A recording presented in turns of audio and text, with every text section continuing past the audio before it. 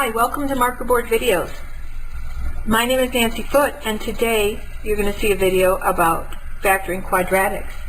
This is the next video in our Math in Minutes series, and today's video is on factoring quadratics when a equals 1, or the leading coefficient, the thing in front of the x squared, is equal to 1. So by the time you get done watching this video, I think you're going to be pretty amazed at how easy it is to factor quadratics, though you might not be thinking that right now. Believe me, it is going to be fairly easy.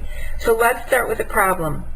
V squared plus 4v plus 3. And the instructions are to factor it. So it's not to solve it, it's just to factor it. Well, just so we're all on the same page and we're calling things the same, the number in front of the v squared is referred to as a.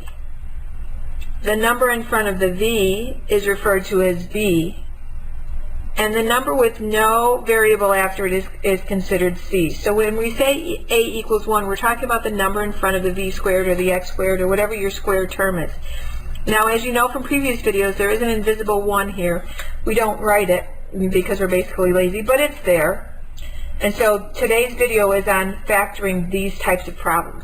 So the first thing you're going to do is you're going to look at C. You're going to look at this last term here, the one with no variables associated with it, and you're going to ask yourself, what are all of the factors that I can multiply together, whole numbers only, to get 3? Now, we're not talking multiples. We're not talking 3, 6, 9. We're talking about the numbers that when you multiply together give you 3.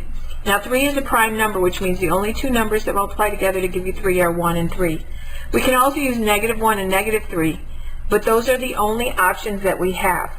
Once we have all of our options for factors of 3, we're going to add it together. 1 plus 3 is 4. And -1 plus -3 is -4. In order to factor it, now we have to look at the b term, and in this case it's positive 4. Remember, the sign goes with the number, so plus goes with the 4. If this was a minus, it would be -4. So the sign always stays with the number. Since that's 4, this is the set of numbers we're going to use when we factor. And factoring is really easy. Someone today told me it was reverse foiling, and they're absolutely correct. We're going to take and put two sets of parentheses, and whatever term we have here, whatever variable we have, we're going to put that in each. So there's our v squared. V times v is v squared. To factor it, we just say v squared, or v plus 1, v plus 3. So in other words, we take these two numbers and separate it out. And now you're done. Because what you've essentially done is you've essentially reverse foiled it. And just to prove to you that it works, let's go ahead and make a nice square, and we're going to foil those numbers, or as I call it, matrix multiplication. All I did was I made a 2 by 2 square, and I'm cutting each square in half. This is v plus 1, and this is v plus 3. And in this box I have v times v, so that's v squared. In this box I have 1 times v, so that's 1v. In this box I have this 3 times this v, so that's 3v. And in this box right here I have 3 times 1, which is 3. And now I'm pretty sure you can see the stripes going this way. When you have the stripes, that's when you add. So I have v squared all by itself. The two numbers in this stripe get added together. 1v and 3v gives me 4v. And that gets added together, 3. So when I put this all back together, I have v squared plus 4v plus 3, which is exactly what I started out with. Now, you don't need to do that in order to factor, but that's just a nice way of confirming that you did indeed do it correctly. Let's do another example.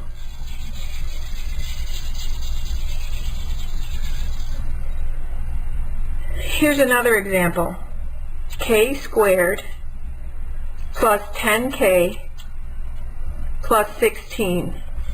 If we need to label A, B, and C, A is 1, B is positive 10, and C is positive 16. We're going to start with C, 16, and we're going to find all the factors of 16. 1 times 16 will give me 16. -1 times -16 gives me 16. 2 times 8 gives me 16. -2 and -8. 3 isn't a factor of 16, but 4 is. 4 times 4, or -4 times -4. And now I'm done because 5 and 6 and 7 aren't, and then 8 I already have here. Next order of business, add these two numbers together. 17, -17, 10, -10, 8, and negative 8. And the set I'm looking for is the set that when I add them together I get positive 10. So it's this set right here. So to factor this, it's k plus 2, k plus 8. And that's really all there is to factoring. Now eventually you'll get good enough that you can stop right here. You'll see that that's 10. You don't need to draw the rest of that. But for right now, go ahead and add them, write them all down just to make sure you don't miss any. Because sometimes there's factors that you don't think about that are there, and then they kind of come up and they surprise you. Let's do another one. D squared minus 9d plus 20. Again, we're going to start with positive 20, the factors of 20, 1 and 20, negative 1 and negative 20, 2 and 10, negative 2 and negative 10, 3 doesn't work but 4 does, 4 and 5, negative 4 and negative 5, 6, 7, 8, and 9, none of those are factors of 20, and then 10 we're back here, so we have all of them.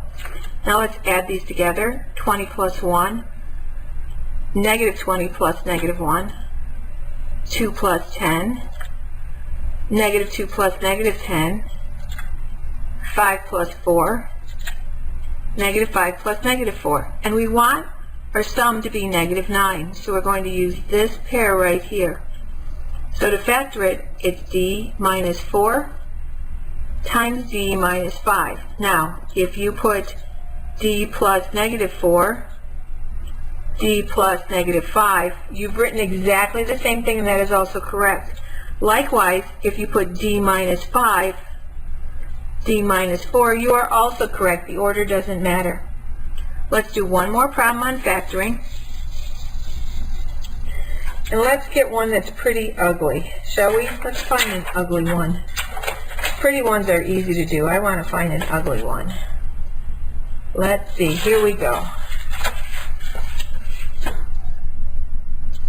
Z squared plus 25z plus 46. So we're talking about the factors of 46. 1 and 46, negative 1 and negative 46. 2 and 23, and I'm going to stop right there because I know my target is 25. 2 plus 23 is 25. So my answer is z plus 2, z minus 20, or z plus 23. And there's my answer. I'd like to do one more that has a negative c, just so that you can see how to do those. So for that problem, I'm going to have s squared minus 6s minus 7. So now I'm trying to find the factors of negative 7. They are 1 times negative 7 or negative 1 times 7. And it's important that you put them both ways. Because 7 is a prime number, those are my only options. 1 plus negative 7, they have different signs, so I'm going to subtract. 7 minus 1 is 6. 7 is bigger, so it's negative 6. Again, 7 minus 1 is 6. 7 is bigger in this case, so it's positive 6. But I'm looking for the sum that gives me negative 6. So my answer is going to be s plus 1, s minus 7. And that, ladies and gentlemen, is how you factor quadratics when your leading term, or your a, is equal to 1. If you have any questions, please send me an email. Have a good day.